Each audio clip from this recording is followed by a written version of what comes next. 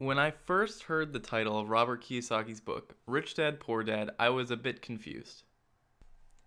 Because I remember being confused, I figured that others might wonder what's going on as well. The book starts off with the line, "I had two fathers, a rich one and a poor one." Okay, two dads, but not the parenting type of dads. One was his actual biological dad, and the other was someone he considered a mentor. He spent a lot of time with this person, so he considered him to be like having a second dad. You might be wondering who these two people are. Let's start with Poor Dad. Poor Dad was Robert Kiyosaki's biological dad who took care of him growing up. So you might wonder, what kind of job did Poor Dad have while raising his kid? It might surprise you, but Poor Dad had a PhD and he was earning a large paycheck. To earn a living, he was a teacher. So why did Robert call him Poor Dad?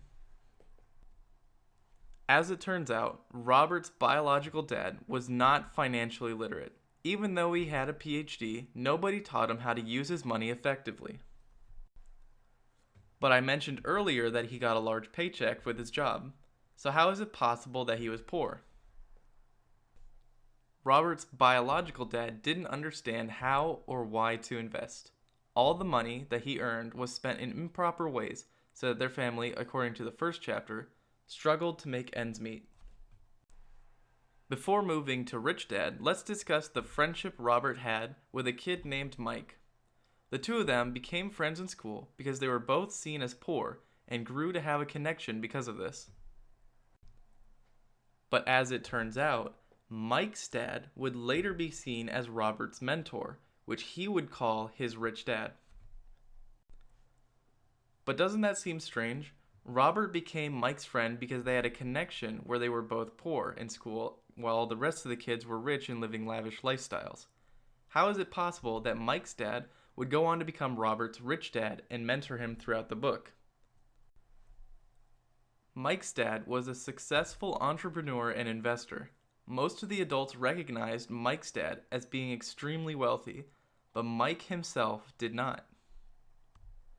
Mike's dad didn't buy fancy cars, big houses, or go on lots of trips.